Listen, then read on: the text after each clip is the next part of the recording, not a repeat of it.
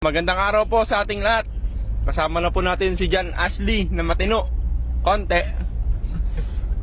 Matino ka na John Ashley? Opo, matino na po ako konti. Kamusta po. yung mga mga araw mo na hindi tayo nagkasama? Medyo malungkot po. Malungkot. Nakakasakit sa ulo po na yung parang kapatid mo na po na ilang araw mo na nakita parang nakakalungkot kapag di mo sila nakasama. Ayun eh. Dalawang araw lang o kaya isang beses na araw. Hindi, pero may iba tayo. Matino ka na talaga. Ayun po, may iba po. Matino na po. Pero kailangan ko pa pong ipagpatuloy itong pagpakunyari ko. Kaya yung pagkukunwari Ang pagkukunwari. yung parang balu-baliwan po dahil kasi ayun nga po, applying basketball nga po. Naku po. Ayun yung totoong applying ng basketball, yung ginagapos. Tapos nililibot-libot, kaya ayun lang po. Delikado pa Applying yata. basketball lang Ba't po. merong applying basketball ka sinasabi? Applying, basketball. Nag-a-apply ng basketball sa buong mundo. Siyempre, nire-respeto yung buong tao kasi apply nga ng basketball. Sasakalin ka na yun. Kailangan mo respeto lahat ng Binilisan tao. niya, hindi ka natumba. Amen. Ayun lang po, amen. Ayan po, guys, pasensya na po kayo. At 2 araw pa lang naman po yung nakakalipas simula nung uminom ng gamot ng batang to, si John Ashley. Kaya hintayin po natin na totally gumaling. Pero hindi naman na po siya nagwawala tulad dati. Talagang matino na siyang hindi na siya hyper. Ayan, kaya hindi ka na hyper? Hindi na po ako hyper po. Mabait na po ako ngayon.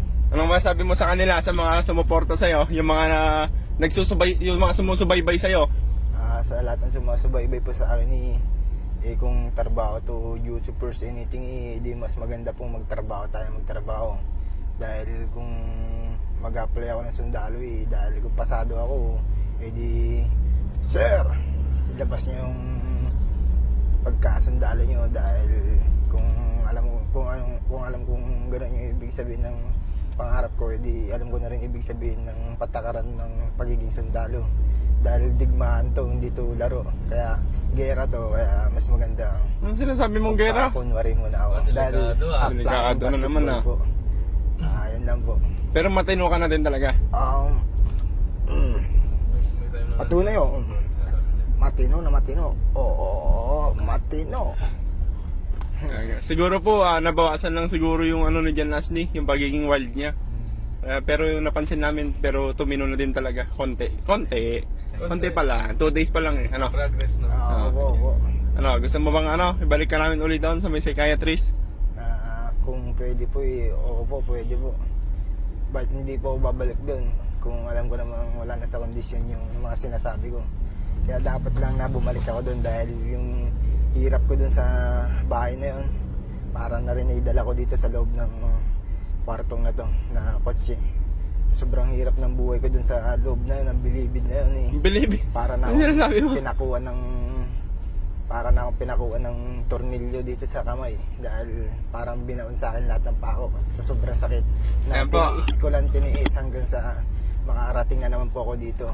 Ang good news naman po natin guys, hindi na po siya tinatalian yung kamay, hindi na kinakadena yung kamay, kaya malaking din po, malaking pagbabago din sa kanya na hindi na siya nagwawala.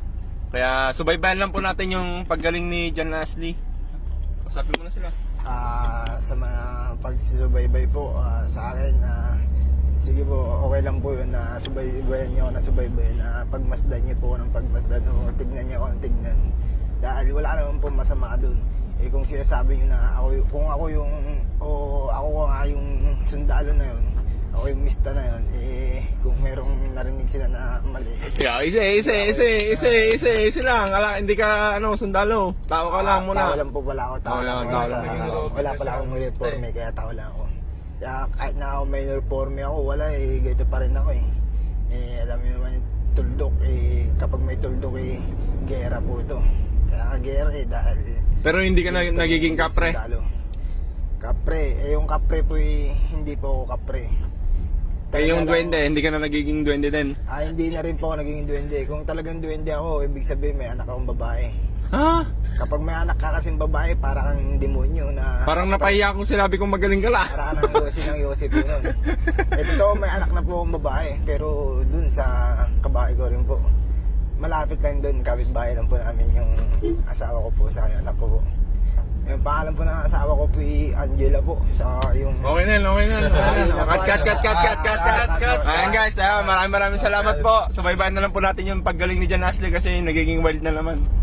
Maraming salamat guys. Sinama lang po namin para malibang-libang uli at magbablog po. Thank you guys.